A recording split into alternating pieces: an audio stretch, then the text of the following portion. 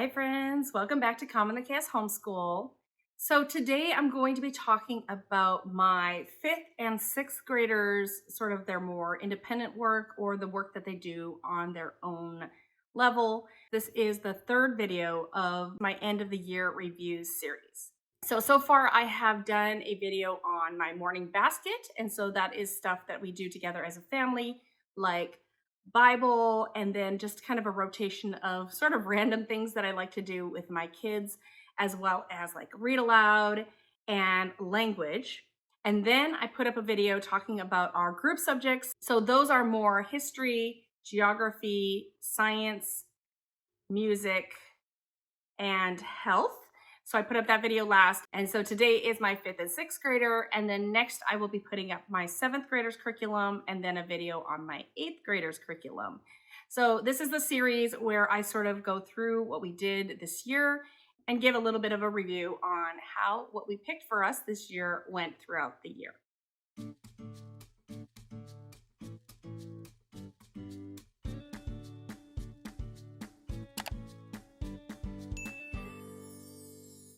So if you're new here, my name is Davine, and I'm currently homeschooling a 5th, 6th, 7th, and 8th grader, though they will be obviously a grade older in the upcoming school year.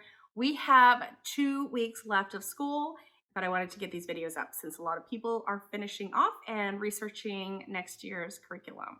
So the reason why I lump my 5th and 6th graders together is because since I have started homeschooling them since they were 2nd and 3rd grade, I have been able to teach them a lot of their independent work together because they are on very similar levels. They're actually only 6 months apart. We're an adoptive family, and so that's why they are 6 months apart. So even though they are technically in different grades, they are very, very similar as far as kind of the grade level. And I do differentiate a bit, so I'll talk about that as I go through as well. So this year was our first year using CTC Math, and I used that for both of my boys. At the beginning of the summer of last year, I thought we were going to continue with teaching textbooks, but then things just kind of fell apart in the summer. And I think things were just progressively getting worse.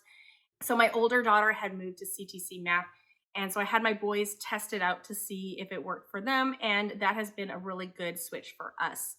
The difference between CTC Math and teaching textbooks, basically the big difference is teaching textbooks is very spiral. So you have a lesson on something, but then all the questions are going to be a mix of the new lesson as well as old questions. Whereas CTC Math is much more mastery. So you have units, and you do go through all the different units in a year, but it's much more, this is the lesson you're working on, and then you practice skills in that lesson in particular. Now you can add a little bit of spiral by doing weekly reviews. And so we do that about once a week, maybe every other week. I have my boys do a weekly review. So that is like 28 questions. That's just a mix of questions that they've done in the past. So between the mastery approach and then that little bit of review, it has gone a lot smoother for us. I have several kids with ADHD, and I feel like the switching of the problems, the types of problems, like every problem is just too much for their brains to just all the transitions. So with CTC Math, with the one lesson and then you're focusing on that lesson and trying to master that lesson works a lot better for our family. So CTC Math has been a hit for us this year. Now, I have a bunch of different language arts things. I'm just going to go through them somewhat in a random order. So if I'm looking down, I have a pile here, but I'll be pulling stuff up to show you. So let me start with writing. So for writing this year, I started out using maybe 2 curriculums, but then I ended up using 1 curriculum in particular. So the one that I stopped using as much, not because I didn't like it, just because we were getting enough writing from this other curriculum, was Winning with Writing. And we were doing level 3 because I started it the year before and I was just moving through it very slowly as a supplemental writing program for when I couldn't get around to teaching my boys writing. At the beginning of the school year, I did have to cut down quite a bit on my boys' work. They're not able to handle quite as much as my girls were able to at this level, which is very typical. So I did have to cut back. And so what I did was I only planned for 2 writing blocks a week. And if I couldn't do this other program that I'm going to show you in a second with them, then I had them doing Winning with Writing. And so that was a very nice, like easy one for them to do independently. Because this one here takes a lot more teacher involvement. So this is IEW's Fables, Myths, and Fairy Tales writing lessons. And so I would say this is at least a 4 to 5 day program if you want to complete a whole thing in a year. That is too much writing for either of my boys. One, because one child I think has dysgraphia. It's very difficult for him to organize his thoughts and get things down on paper. My other, because he is a super independent spirit. He's super creative, but he does not like to be told how to write or what to write. So twice a week was about what we could do. So that puts us at about a third of the way through this. About 10 lessons out of 29 lessons. So yes, about a third of the way through this book, but that is just the pace that we are going at. It takes us at least 2 weeks to do one lesson. That is probably supposed to take a week. And then when we get into 3-paragraph writing, it generally takes us 3 weeks to get through it, just because of the way I do it with my boys. So with IEW, like the first few lessons are very teacher intensive. So I'm sitting down, I'm going over the story with them. They're coming up with their keyword outline. And then our next lesson is usually like the add-ons, adjectives, kind of making your writing fancier, activities like that. And then after that, they start writing out their paragraphs. So then they're writing paragraphs using their keyword outline. And when there's multiple paragraphs, that often takes multiple days. And then we're going through and we're revising it, and then they're doing a final draft. So that just takes us 2 to 3 weeks. And so I'm hoping we can get through this, at least most of this next year, but I guess I'll see. If there's 20 lessons, we'll have to be pretty on top of it. But I was not as focused on this at the beginning of the school year as at the end of the school year. So we made a bit more progress towards the end of the school year with that. But we're going to continue with that. We did like that. I don't think I'm going to pretend to do Winning with Writing next year though. So along with that, we did Fix It Grammar from IEW. This is book 1. And this was a lot easier to get through. We only do it twice a week, but my boys could easily do 2 sentences each session. I did not have to meet with them quite as often. Each week has a new topic or something to learn. They were able to read over that themselves and generally understand what's happening. I did have to check their work at the end of each day just to make sure they got everything that is listed. So there's quite a few things that they're looking for in a day. So they'd be able to find maybe 2/3 of these, and then we would go through and find the other third. So I was pretty happy with how much teacher involvement was needed. Not a lot, but I did need to keep on top of this. So that worked well for us. I said in my curriculum picks video that we were going to move on to book 2. However, right after I made that video, my youngest son was showing a lot of frustration and just a desire not to do Fix It. So I switched that. So if you're here, you will know my new pick is I'm going to try out Editor-in-Chief. I think level 1. I usually go like a level down from suggested ages just because my kids just do better when we do a level below. So we are going to do Editor-in-Chief instead of Fix It Grammar. And then we do have another grammar program, which I did talk about in our picks. So we are still doing that other grammar program, Beowulf Grammar. So we're going to be doing that as our primary grammar. And then Editor-in-Chief is going to be the one that I give my boys when I can't sit down and do it with them. We do like Fix It Grammar. I still want to come back to that, but I might just give it a year off and maybe come back to it in a year or so. So I thought it was good. It worked well for me, and I just didn't want to keep pushing it if my son was showing such hesitation to do it. So we decided to try something else in our homeschool.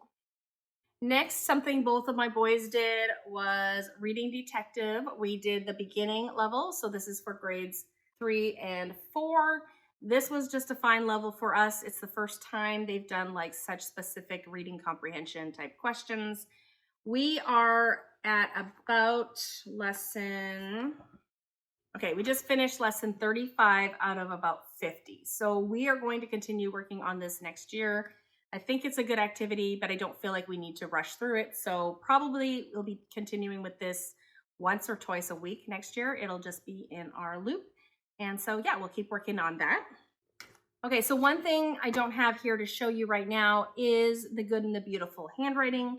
Both of my boys are doing that. I believe my fifth grader is currently working on level 5, and my sixth grader is working on level 4. I did have my sixth grader repeat level 3 and then move to level 4, and I think I'm going to have him do level 4 again. He's still not getting like how to write the words without me doing highlighting for him.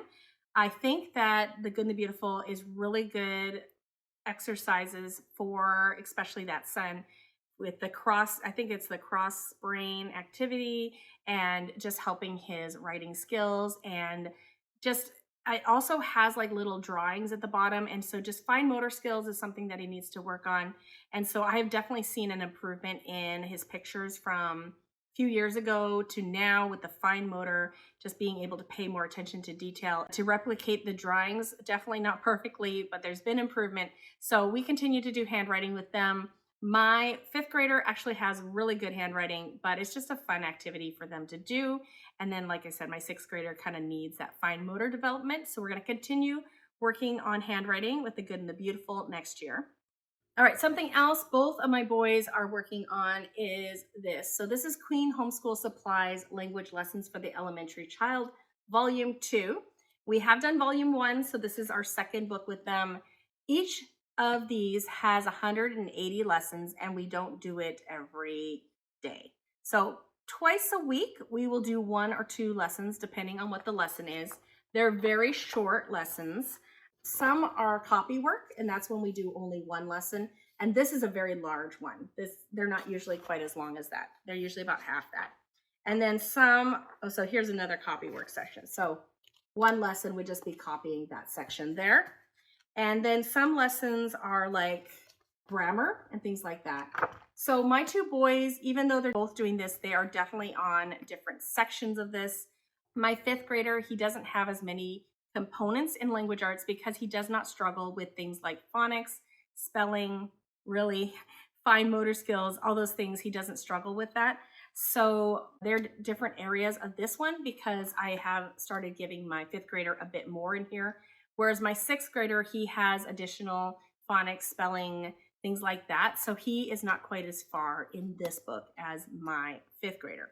So my fifth grader, he is getting closest to the end of this. He might have about a fourth of this left. And so he will continue this in the new school year. And then my sixth grader, it looks like looking here, we're approaching halfway through this. So he has quite a bit more of this to do. And we're just going slowly at whatever pace we can. So we will be working on this in the upcoming school year as well. All right, now we're coming to the language art portions that my 2 boys kind of separate on. So my fifth grader, he is working on this. So Wordly Wise book 4. So I went level down because I feel like Wordly Wise is pretty challenging. This son, he loves words and he actually has a very good vocabulary. He also has a harder time understanding that words can have different meanings as well. So Wordly Wise is a great vocabulary program for that. They often talk about different forms of words, different meanings of words. We are just over halfway through this. I am not pushing this too hard. We are taking it very slow. There are probably 5 sections per lesson, and there's about 20 lessons. And then we might do 2 sections a week, but then the section E is longer. It's like a comprehension passage and like 15 questions. So I usually give him 2 times for that. So we do about a lesson every 3 weeks for this. And it's been going well. I was a little uncertain on how this would go for this fifth grader. He can be opinionated in what he likes and doesn't like. And I wasn't sure if he would tolerate this, but he's doing great with it. He's not always thrilled to do it, but he does a good job with it. So we are going to continue with this book in the upcoming school year. So something that my 6th grader is doing that my 5th grader does not do is spelling. And he is working on spelling UC level C. This is part 1. I was hoping to be able to finish this year because we've been working on this probably since the beginning of the year. So that is half of this level. We take this slowly once again, probably twice a week. These do have 36 lessons, 5 lessons a week. So it's a 180 lesson program, which we cannot complete in a year generally. So we just take our time with this, and it is hard for him to write and to spell. So we just go slowly with this. Now we are getting close to the end of this level. We might have a few weeks left in this. We might be able to finish this up in the summer. We are doing a little bit of schoolwork in the summer, so we are getting close to the end of this. Now, something I've never mentioned in talking about spelling you see, I use it a little bit differently. So when we have our dictation or our spelling test, which is I am reading sentences to him, I'll give you an example. So with spelling you see, they have these sentences that they are chunking. So they have to find all those chunks. So they have vowel chunks, consonant chunks, bossy R chunks, endings. So they have to find all these and they have to color it in. I'll show you what it looks like. Yeah, so here he's just doing yellow, if you can see it. He just found all the chunks. And then they are copying on the other side, they're copying the words. And so when it is the spelling test day, so the 5th day of that week, I am reading this to them and they are writing that out. And so when he spells things wrong, I don't just leave it at that. We do practice the words more, and then on the next test, I will test him on these words as well. So for example, here are some words that he got wrong either once, twice, 3 times. If we have it many times, it means he got it wrong. Like I think the first time he gets it wrong, I'll have him copy it 3 times each day. And then the next, if he gets it wrong on another test, then it becomes 5 times, and then 8 times, 10 times, 12 times. So he's gotten learned wrong quite a few times. So this is something that I have him do daily as well. So he has his spelling pages to do. So he's chunking and he's copying the paragraph, and then he's practicing these words for the next test. So I will add these words onto the test. Now, if we get to the point where we have too many of these words, like if I get a full page of this, then we just focus on the words for a few days. So he's practicing the words, and then we're testing and trying to get through some of the words before we pick up a new lesson. So that is partially why it takes so long, but it's just the speed that he can do spelling at. So we have part B. We will continue with part B for him in the upcoming school year. So another thing that my 6th grader does that my 5th grader does not is more of a phonics approach. So we are working on Explode the Code. He is getting close to 7, and there's only one more book in this series, so that is 8. So he has been working on Explode the Code. We've been homeschooling 4 years. So he has done Explode the Code every single year for 4 years. So he'll be going into his 5th year of using Explode the Code. I have had 3 of my kids go through Explode the Code. He's the last one to fall off. So I've had all my other kids except for one do Explode the Code.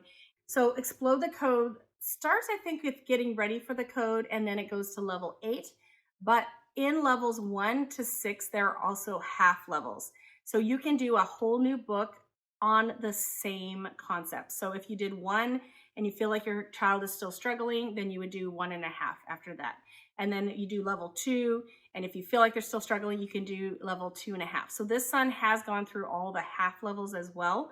I probably started him on level 3, and because he was 3rd or 4th grade when we started, maybe 3rd grade when we started.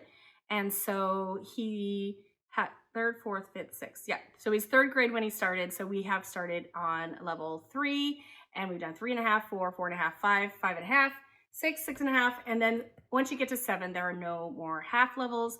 But Explode the Code has just worked really well. They work a lot on word families and sort of the chunks again, O-R, U-R, silent T's. They kind of go through words like that. They have different ways for them to practice these words. So you start with just circling words that go with pictures, and then you're starting to write words that go with pictures, and then you're putting them in sentences, and then you're reading sentences and seeing if they make sense. And towards this level now, they're reading paragraphs and answering questions using words that they've learned. So it's very progressive and step by step. It's also quite easy for a child to do independently which is really nice. It's nice to have some things that kids can do independently, and it has really helped with his phonics over the years. So yes, so Explode the Code, we're going into our 5th year using that one. That is one that we have not stopped. I think Good and the Beautiful Handwriting, Spelling You See is one that I used with my daughter since 1st year, and we haven't stopped. And Explode the Code. Those are probably the only 3 curriculums I can say that we have used every year consistently since we started homeschooling. Okay, so last in our language arts kind of category, I feel like we have a lot of language arts, which is, I guess, why I'm trying to simplify next year. But last in our language arts category is reading. A lot of our reading comes out of Sunlight F this year. That is countries of the Eastern Hemisphere. However, my boys are on the lower age for that level. And so I do kind of pick and choose which ones they do, as well as pull in some simpler reads. I'm also allowing them to have a little more choice when it comes to what they're reading. I'll give them some options. So my youngest son, he is currently reading The Cat Who Went to Heaven. He just finished reading The Big Wave by Pearl St. Buck. Those both are on Japan. Before that, we were studying China, so he read The Wild Orchid. It is the retelling of the Ballad of Mulan, as well as a book called A Girl Under a Red Moon about when communist China came into being, so kind of during that time era. Then for my 6th grader, for when we were studying China, he read The Year of the Dog by Grace Lin.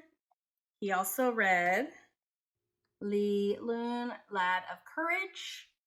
He is going to be reading The Cat Who Went to Heaven, and he's also going to be reading, for sort of the area we're in, this Archer's Quest by Linda Sue Park, the author of A Single Shard, which we'll probably also be reading next year when we're studying ancient civilizations. Now, 3 days a week when they're reading, they're required to read 15 minutes a day to themselves. And then in the evening, they read to me or my husband for 10 minutes just to keep working on fluency and pronunciation. Twice a week, they are filling something out in here. This is the reading journal by Not Consumed. I bought the PDF so I could print off as much or as little as I want. So I have 3 kids working on this. And so they just do one of these sections a day. Well, twice a week, they do one of these sections. And so there's just a variety of questions about fiction, nonfiction, books. And so, yeah, it's just kind of, I guess, book analysis or, settings, characters, relating it to their lives, things like that. So there's a variety of questions in here. And so that has been working well for us. I'm not exactly sure if I will continue with that. I do like the written narration approach, but I thought I'd do something different this year. So I'm not sure. I usually kind of alternate between oral narration and written narration. So that means they just tell me what they read. And when it's not the day that they tell me what they read, then they write like a paragraph. But because, like I said, these boys don't love to write as much, if it's not something they want to write or writing is a struggle, this has been a little simpler to implement this year. So we'll see if I continue using this next year or not. I'm not sure, but it has worked well for us this year. Something that both of my boys did this year that they really enjoyed and they wanted to continue on next year, even though I offered them a year off, is Big Life Journal for kids. They did this one this year and they want to do the teen version next year when I asked them. So this has been a success. Try not to show you anything that they wrote in, which is all of this. But basically, it is a mindset book. It kind of talks about just mindset. So like the table of contents are here. It says, believe in yourself, mistakes help you grow, be persistent, be grateful, be unique, be you.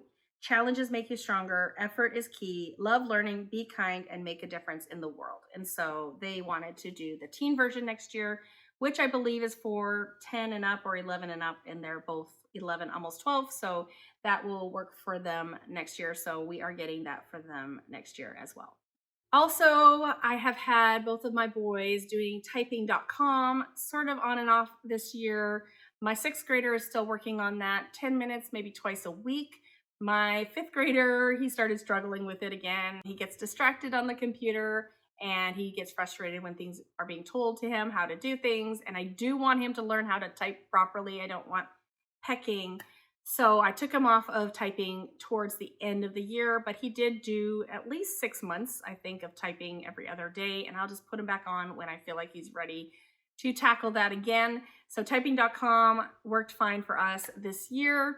And also, I forgot to go with the first thing that they do every day, and that is their devotions. So they have a personal devotion time. My older son, he just has a list of Psalms that he's going through. So he will read a Psalm a day, and I have him copy one verse that he liked the most and then just a little prayer. So he just does that in a notebook. And then my 5th grader, he is still working on Word of Life. So I'm going to flip to somewhere he hasn't done. He is almost done this. So I don't have the cover anymore. Oh, wait. Yeah, no cover anymore. But this is for 3rd through 4th grade. This is probably our 3rd year working on this. But there are 52 weeks. So we're getting close. He is around week 50, and he likes these. They're short and sweet and to the point. They don't take too long. So he likes that. Usually he'll read a small passage in the Bible, and then he does a little activity here, and then there's some questions. So that has been working well for him. And so those are the things that my 5th and 6th grader have been working on in their independent work time. Now that I've said everything out loud, I can see why we were struggling with my original schedule at the very beginning. I wasn't trying to do everything 4 days a week or anything like that, but even some of them doing them twice a week was too much. So I definitely had to cut back at the beginning of this year, and going into next year, I am being much more, intentional. I'm trying to be intentional. I'm trying to finish what we have, which I usually do, but not add too much more of the new stuff, even when we have finished things. So that's kind of my plan for next year, is to kind of finish off what we have. And I'm adding a few things, but I'm trying not to add too much. So that is what I'm doing for next year for the boys. And hopefully we'll have a better balance as far as what we have versus what we can complete. So I would say it went well. We didn't hate anything. I didn't really throw anything away other than like stopping typing for that one son and adjusting our schedule, adjusting how often we do things. Things have been working pretty well for us. And for the most part, I am doing a lot of the same things next year as I am doing this year. So that's kind of nice. And I don't know if it's boring for you guys to hear, but it's kind of nice for us to just be able to continue on with what we have because it's working. So let me know, do you have a 5th or 6th grader, or do you have an upcoming 5th or 6th grader, and what do you have planned for them? How did your year go? I would love to hear how everything's going for you guys. Don't forget to like this video if you like videos like this. Subscribe if you haven't already. Check my channel out if you've missed the last few videos, and stick around for the upcoming 7th and 8th grade curriculum review videos that I have coming up. Thanks for coming today, and I hope to see you all in a future video. Bye, everyone.